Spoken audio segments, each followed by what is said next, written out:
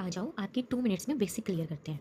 ये क्या है? ये है स्ट्रक्चर ऑफ एटम। एटम में क्या होता है? पॉजिटिवली चार्ज पार्टिकल्स होते हैं, नेगेटिवली चार्ज पार्टिकल्स होते हैं। जो पॉजिटिवली चार्ज पार्टिकल्स होते हैं वो न्यूक्लियस के अंदर पाए जाते हैं, जैसे कि neutron and proton. Negatively charged particles वो होते हैं जो न्यूक्लियस के आसपास पाए जाते हैं रिंग्स में, और ये जो रिंग्स हैं उनको हम कहते हैं शेल। जो सबसे पास वाली रिंग होती है उसको K shell, then L M N. तो के एल एम एन क्या है? वो है शेल्स, जो कहाँ पाए जाते हैं? एटम के आसपास या न्यूक्लियस के आसपास रिंग की फॉर्म में। अभी शेल्स के अंदर होते हैं सब शेल्स।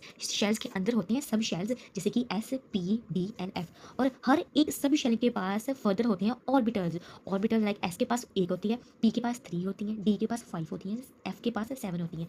ये नंबर ऑफ ऑर्बिटल्स हैं। हर एक ऑर्बिटल में 2 इलेक्ट्रॉन्स पाए जाते हैं। हर एक ऑर्बिटल में 2 इलेक्ट्रॉन्स पाए जाते हैं। तो अगर हम 1 ऑर्बिटल को 2 के साथ मल्टीप्लाई करें, 1 2 2, 3 ऑर्बिटल को 2 से मल्टीप्लाई करें, 3 इंटू 2 6, 5 इंटू 2 10, 7 इंटू 2 14। तो एस सब शेल के ऑर्बिटल में 2 इलेक्ट्रॉन्स पाए जाते हैं। पी सब शेल के ऑर्बिटल्स में 6 नंबर ऑफ इलेक्ट्रॉन्स पाए जाते हैं। डी में पाए जाते हैं 10 एंड एफ में पाए जाते हैं 14। तो एस के लिए 2, पी के लिए 6, डी के लिए 10 एंड एफ के लिए 14। ये याद रखना, हमने नेक्स्ट गोल्डन रूल में इसको अप्लाई करना है। जो हर एक इलेक्ट्रॉन होता है, जो ऑर्बिटल्स में जितने भी इलेक्ट्रॉन्स होते हैं, लाइक एक ऑर्बिटल में 2 इलेक्ट्रॉन्स पाए जाते हैं। तो एक होगा क्लॉकवाइज और एक होगा एंटी क्लॉकवाइज। अगर हम ओवरव्यू देखें तो एटम के पास positive charge particles and negatively charged particles. Positively charge particles होते हैं न्यूक्लियस के अंदर, न्यूट्रॉन और प्रोटॉन की फॉर्म में। जो इलेक्ट्रॉन्स होते हैं वो ऐसे नहीं पाए जाते, वो शेल्स के अंदर पाए जाते हैं। बेसिकली वो शेल्स में भी नहीं, उनके सब शेल्स में पाए जाते हैं इलेक्ट्रॉन्स। इलेक्ट्रॉन्स सब शेल्स के भी ऑर्बिटल्स में पाए जाते हैं, एंड ऑर्बिटल्स में भी वो क्लॉकवाइज और एंटी क्लॉकवाइज पाए जाते हैं। हमने याद किया एस में कितने इलेक्ट्रॉन्स पढ़ते हैं 2, पी में कितने पढ़ते हैं 6, डी में कितने पढ़ते हैं 10 एंड 14 में कितने इलेक्ट्रॉन्स होते हैं 14। एफ में कितने होते हैं 14। अभी ये वाला गोल्डन रूल याद कर लो, 2 8 8 18 18 32 32, 2 8 8 18 18 32 32। और अगर मैं ये वाली चीज़ मैं नीचे लिख लूँ तो आपके लिए और ईजी हो जाएगा। अभी हम इसमें अप्लाई करेंगे। 2 के लिए क्या है? एस, तो यहाँ पे क्या आ जाएगा? एस। 8 किससे बना होगा? 2 और 6 से। 2 और 6 से बना होगा।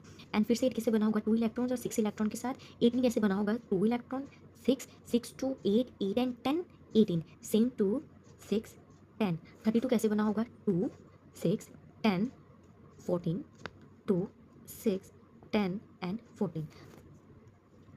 अभी हमने इसके अकॉर्डिंगली यहाँ पे क्या कर देने, नंबर भर देने। 2 के लिए एस, जो मैंने ऑलरेडी लिखा है, 2 के लिए S S S S S S. 6 के लिए P P P P P P. 10 के लिए D D D and D, and 14 के लिए एफ एफ। राइट, अभी हम इसको इसी फॉर्म में लिख लेंगे, S S then P S P S D P S D P, then S, then F, then D, then P, then S, then F, and then D, and then P।